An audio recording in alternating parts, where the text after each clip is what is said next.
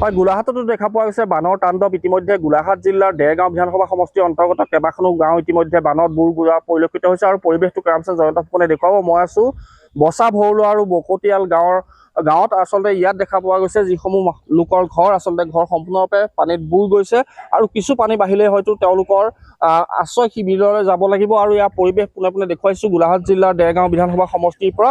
আৰু ইতিমধ্যে যিসমূহ ইয়াৰ লোক আছে, স্থানীয় লোকসকল বহু লোক কিন্তু ইয়াৰ পৰা আশ্ৰয় শিবিৰলৈ গৈছে আৰু বহু লোক এতিয়াও যাবলৈ বাকী আছে। আমি ইয়াত দেখুৱাইছো আৰু আনহাতে যিহেতু মেডিকেলৰ লোক আছে, আমি তেওঁলোকৰ পৰা জানিব বিচাৰিম আপোনালোক ইয়াত উপস্থিত হৈছে, ইয়াত কিবা হৈছে নেকি? হয়, নমস্কাৰ।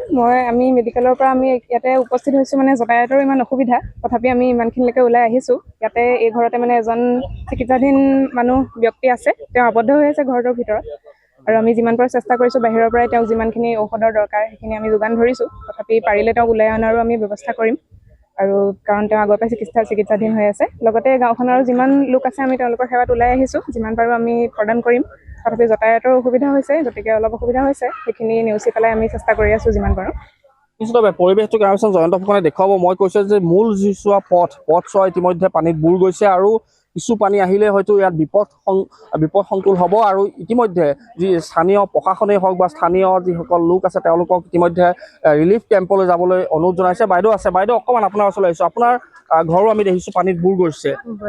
আপোনালোক এতিয়া আশ্ৰয় শিবিৰলৈ যাবনে? শিবিৰলৈ কালিৰ পৰা আছে আমাৰ ল'ৰা, যাব লাগিব আৰু যোৱাটো হ'লে। ইয়াত এগৰাকী অসুস্থ ব্যক্তি আছে আমাৰ মানুহজন। হয়, এতিয়া এই ধাষ্টে পৰিলে, এতিয়া আকৌ মাত কথা দি ভৰি তেল চেল সানি কৰি এতিয়া মাতটো দিছে আৰু চিকিৎসা কৰ্মী আহিছে, চিকিৎসা কৰ্মীয়ে আহিছে মাবলৈ কৈছো বাইদেউহঁতক। এতিয়া উলিওৱাই নিয়া ব্যৱস্থা কিবা কৰা হৈছিলে? তাকে এতিয়া কি হয় জানো, এতিয়া নিব পাৰে নে নোৱাৰে নে। আকৌ সেয়া এতিয়া হেৰি তাত লাগিলেগৈ সেইবোৰ ৰেচনত মাতি আছে নহয় মানুহে ল'ৰাটোকো। হয়, এতিয়া আপোনালোকৰ ইয়াত বহু পৰিয়াল আশ্ৰয় শিবিৰলৈ গৈছে? গৈছে, আমাৰ পৰিয়াল 7টা জানিবা মানুহ আমাৰ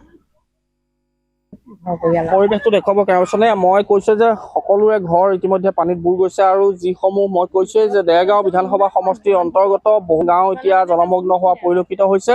আৰু যিহেতু ইয়াৰ যিসকল স্থানীয় লোক আছে বা তেওঁলোকে যিসকল গ্ৰামাঞ্চলৰ লোক আছে, বহু লোক আশ্ৰয় শিবিৰলৈ গৈছে যদিও বহু লোক যাব পৰা নাই। পশুধনসমূহ যিসমূহ ওখ স্থান আছে আচলতে পশুধনসমূহ তেওঁলোকে থোৱাৰ ব্যৱস্থা কৰিছে। যিছোৱা পথ যোগাযোগ এক প্ৰকাৰ বিচ্ছিন্ন হোৱাৰ দিশে মই কৈছোঁৱেই যে যোগাযোগ এক প্ৰকাৰ বিচ্ছিন্ন হোৱাৰ দিশে আৰু যথেষ্ট পানী বাঢ়িয়ে আছে, যাৰ ফলত এতিয়া দেৰগাঁও বিধানসভা সমষ্টিৰ অন্তৰ্গত বহুকেইখন গাঁৱলৈ কিন্তু এতিয়া ভাবুকি কঢ়িয়াই আনিছে।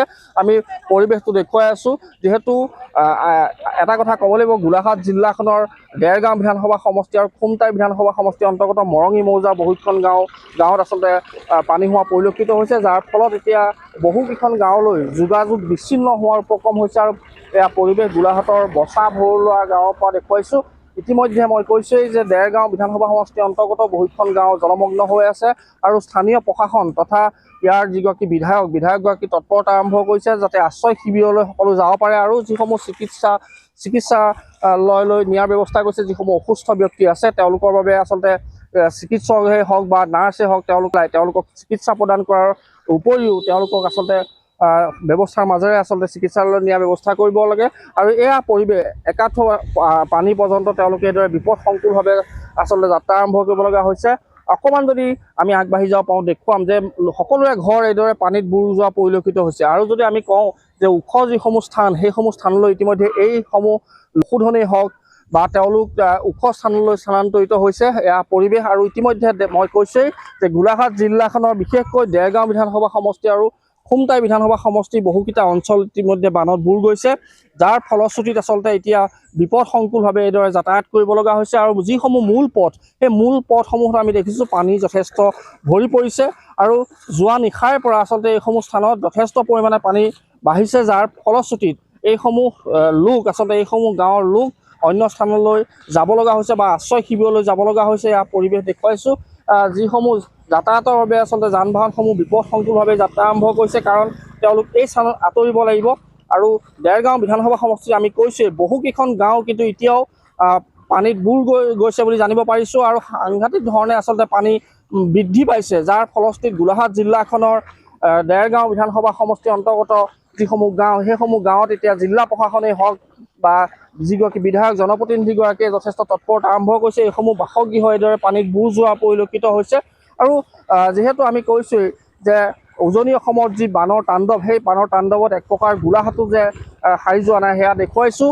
যে গোলাঘাট জিলাখনৰ মূলতঃ দেৰগাঁও বিধানসভা সমষ্টিত এইসমূহ ভয়াৱহ দৃশ্য দেখিবলৈ পোৱা গৈছে। দাদা আপুনি ইয়াতে ঘৰ আপোনাৰ? কেতিয়াৰ পৰা পানী বাঢ়িছে? আজি 3 দিনমান হৈছে।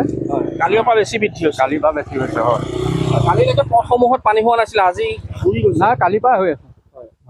এতিয়া আপোনালোকৰ ব্যৱস্থা গ্ৰহণ কৰিছে প্ৰশাসনে? ব্যৱস্থা কৰিছে আৰু অকণমান চাউল দাইল কেইটামান দিছে, বাকী বোলো আৰু গৰু চৰুৰ কাৰণেও লাগিছিলে তুঁহ চুৰ। গৰু পশুধনসমূহ ক'ত আছে এতিয়া? নাই, সেই পানীতে হেৰি কৰি থৈছোঁ আৰু ৰাস্তা তাতে। বিপদ সংকুল যাত্ৰা হৈছে।